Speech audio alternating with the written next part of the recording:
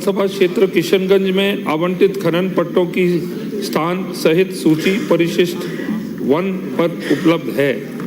खंड 2 जिला 12 में विगत 5 वर्षों दिनांक 1/1/2019 से दिनांक 31/12/2023 तक में आवंटित खनन पट्टों के खनन पट्टा अधिकारी का नाम, स्थान, खनिज एवं खनन पट्टे के प्रारंभ की तिथि सहित सूची परिशिष्ट 2 पर उपलब्ध है।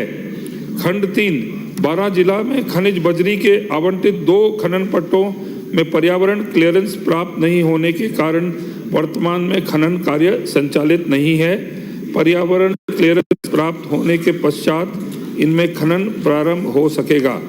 उक्त दोनों खनन पट्टों के अतिरिक्त खनिज बजरी के नवीन खनन पट्टे आवंटित करने हेतु तहसील अटरू, छबड़ा व छिपा बड़ौद में प्लॉट चिन्हित करने की कार्रवाई की जा रही है। माननीय सदस्य। माननीय अध्यक्ष महोदय, आपके माध्यम से मैं मंत्री जी पूछना चाहूँगा कि जो आपने परिशिष्ट 2 में ये बताया है और परिशिष्ट 1 में बताया कि पिछले 5 साल में किशनगंज में 15 पट्टे खनन विभाग ने जारी किए और 23 पट्टे 12 जिले में पूरे में जारी हुए।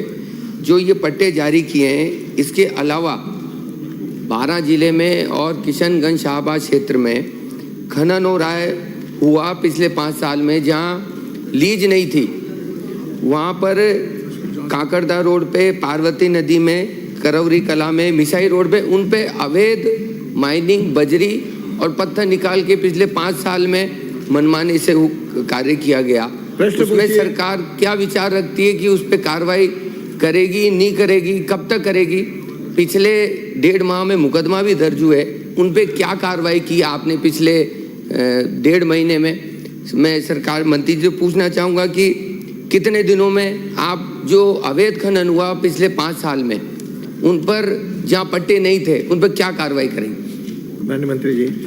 माननीय अध्यक्ष महोदय, हमारे माननीय सदस्य इनका जिला 12 हैं और हमारे माननीय मुख्यमंत्री जी ने 15 जनवरी से ये जितने भी माइनिंग में चोरी हो रही है, अवैध माइनिंग हो रही है, उस पर एक बहुत तगड़ा अभियान चलाया 15 जनवरी से। 15 जनवरी से आज तक 12 जिले के अंदर 18 अवैध खनन पकड़े गए, 38 अवैध निर्गमन पकड़े गए, 28 अवैध भंडारण इन्होंने सीज किए। और यदि माननीय सदस्य को कोई पर्टिकुलर एरिया या जहां आप इनको कहीं शिकायत है वो मुझे आप बताएं, हम उसका जल्दी से जल्दी हम हमारे अधिकारियों को भेजकर उसकी कार्रवाई करेंगे।